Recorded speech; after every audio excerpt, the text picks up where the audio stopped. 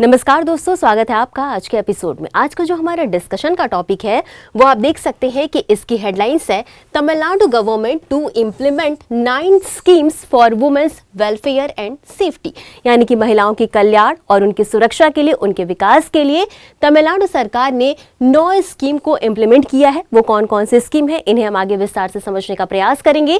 लेकिन आगे बढ़ने से पहले आपको बता दें कि आज का जो हमारा टॉपिक है वो सबसे पहले तो आपका स्कीम से रिलेटेड है और दूसरा जीएस पेपर 3 इकोनॉमी से भी संबंधित है। और इसी क्रम में हम आगे बढ़ेंगे और सबसे पहले देखेंगे हालिया घटनाक्रम के बारे में। जैसा कि हमने आपको बताया कि तमिलनाडु सरकार के द्वारा महिलाओं के कल्याण और सुरक्षा को बढ़ावा देने के लिए 9 जो योजनाएं हैं, 9 नई योजनाएं लागू की गई हैं। और ये जो पूरी योजनाएं हैं वो तमिलनाडु महिला रोजगार और सुरक्षा, जिसे कि TNV सेफ भी कहा जा रहा है, इस कार्यक्रम का उद्घाटन किया गया और इसमें ही ये जो 9 नई योजनाएं हैं इन्हें लागू किया गया।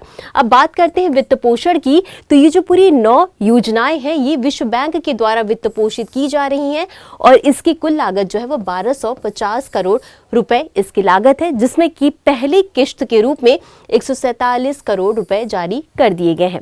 अब इसका लक्ष्य क्या है, यानी कि ये जो 9 स्कीम लागू की गई है इसका लक्ष्य भी समझ लेते हैं। तो इसका सीधा सा लक्ष्य है तमिलनाडु की जो महिलाएं हैं उनको आत्मनिर्भर बनाना, यानी कि वो अपने पैरों पर खड़ी हो सके, उनको सम्मानजनक वेतन देना, साथ ही साथ उद्यमिता और भय मुक्त जीवन सुनिश्चित करना, यानी कि वो अपने अंदर कॉन्फिडेंस फील कर सके, वो अर्थव्यवस्था में योगदान दे सके, वो अपने ऊपर काम कर सके, समाज में योगदान दे सके। ये इस जो 9 नई योजनाएं हैं इसका ये लक्ष्य है। इस लिहाज से ये 9 योजनाएं जो है वो लागू की गई हैं। और इसी क्रम में हम आगे बढ़ेंगे और अब समझते हैं TNV सेफ कार्यक्रम के बारे में। सबसे पहले मैं इसकी आर्थिक लक्ष्य की बात करते हैं। तो ये जो पूरा कार्यक्रम है, ये जो पूरी योजना है, इसका सीधा सा लक्ष्य है 2030 तक तमिलनाडु के $1 ट्रिलियन की अर्थव्यवस्था का लक्ष्य जो रखा गया था उसे पूरा करना है और इसमें महिलाओं की भागीदारी को भी बढ़ाना है। अब महिलाओं की भागीदारी को बढ़ाने के लिए महिलाओं को कई तरीके की सुविधाएं भी दी जा रही है, जिसमें कि योजना घर और छात्रावास भी शामिल है। इसके अलावा उन्हें कुछ क्रेच सुविधाएं भी दी जा रही हैं, बुजुर्गों की देखभाल, सुरक्षित परिवहन और अगर उनके साथ किसी भी प्रकार का उत्पीड़न हो रहा है तो उत्पीड़न की रिपोर्ट करने के लिए एक हॉटलाइन कॉल सेंटर भी प्रोवाइड किया जा रहा है।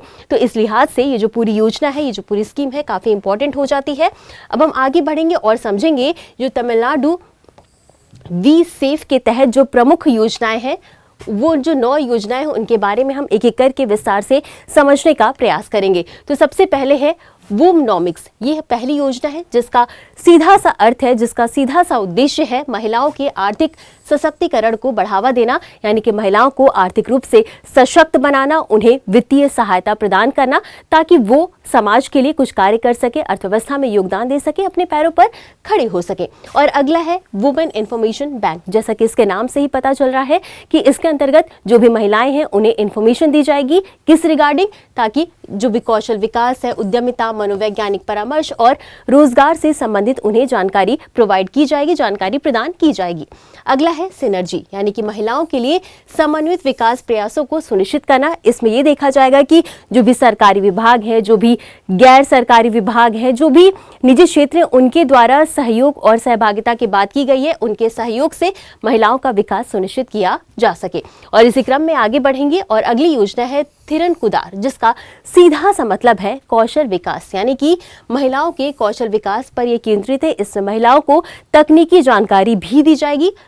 कुल मिलाकर के उनके कौशल विकास के बारे में इसमें बातचीत की गई है। अगला है कलंगराई, जिसका सीधा सा मतलब है, जिसका सीधा सा अर्थ है करियर सहायता, यानी कि महिलाओं को करियर सहायता प्रदान की जाएगी, उन्हें जो भी गाइडेंस चाहिए वो गाइडेंस दी जाएगी ताकि वो अपने जीवन को और व्यवस्थित कर सके और अच्छा बना सके। अगला है थोजिल विधाई और इसका मतलब है उद्यमिता, यानी कि महिलाओं में उद्यमिता को बढ़ावा देना ताकि महिलाएं अपने लिए कोई स्टार्टअप शुरू कर सके और अर्थव्यवस्था में योगदान दे सकें। अगला है थोजिल नांगू, जिसका अर्थ होता है इंक्यूबेशन, यानी कि महिला उद्यमियों के लिए इंक्यूबेशन सहायता प्रदान की जाएगी, यानी कि जब कभी महिलाएं अपना स्टार्टअप शुरू करें तो स्टार्टिंग में जो है कि सरकार के द्वारा उनकी मदद की जा सके, यही है सीधा सा मतलब इंक्यूबेशन का। अगली है अम्बू कुडिल, जिसका अर्थ है केयर क्यूब, यानी कि देखभाल सेवाओं और सहायता प्रणालियों पर ध्यान केंद्रित किया जाएगा और इसी क्रम में चाइल्ड केयर और बुजुर्गों की देखभाल जैसी सुविधाएं भी इसमें प्रदान की गई हैं। और अगला है महिला सुरक्षा एवं जागरूकता कार्यक्रम, और इसके तहत महिलाओं के खिलाफ जो भी हिंसा हो रही है उसको रोकने का कार्य किया जाएगा, जागरूकता बढ़ाया जाएगा ताकि महिलाओं को जागरूक किया जा सके, उन्हें शिक्षित किया जा सके और उनके लिए एक सुरक्षित वातावरण बनाया जाएगा। तो ये थी कुल 9 नई स्कीम जिसके बारे में हमने विस्तार से समझ लिया, और अब इसी क्रम में आगे बढ़ेंगे और समझेंगे कुछ और अन्य योजनाओं के बारे में। और इसी क्रम में हम बात करेंगे कैंसर केयर मिशन की। अब ये जो मिशन है इसे स्वास्थ्य एवं परिवार कल्याण विभाग के द्वारा इसका शुभारंभ किया गया है, और इसका उद्देश्य क्या है कि जो कैंसर, जिन लोगों को भी कैंसर उसके शुरुआती चरण में ही कैंसर का पता लगाया जा सके, उसका उपचार किया जा सके सही समय पर, और साथ ही साथ उसके रोकथाम को बढ़ावा दिया जा सके, लोगों को जागरूक किया जा सके। और इसी क्रम में उन्नत जीनोमिक परीक्षण प्रयोगशालाएं भी स्थापित करने की बात की जा रही है।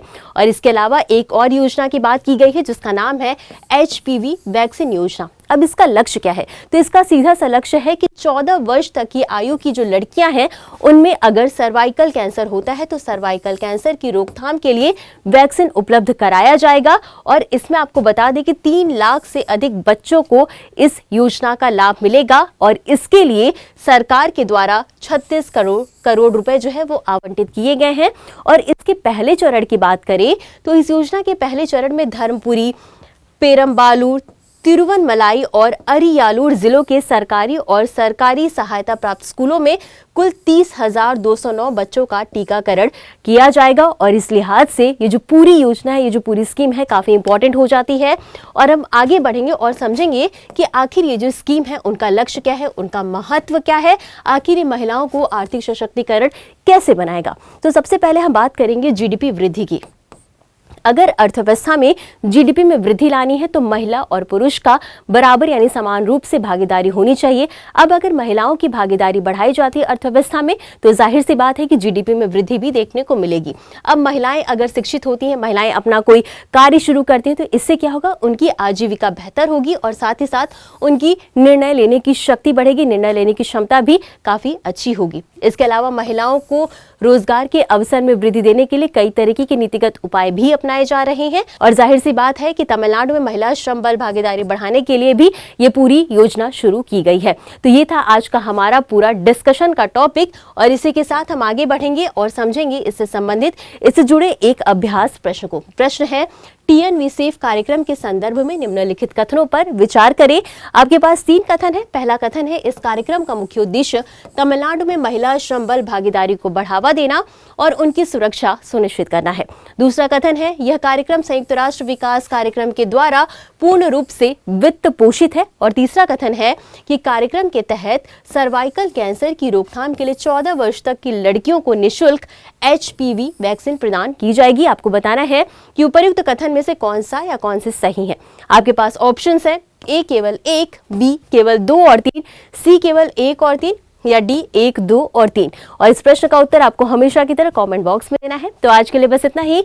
मिलते हैं अगले एपिसोड में इसी तरह कुछ अहम और जरूरी खबरों के साथ। तब तक के लिए धन्यवाद।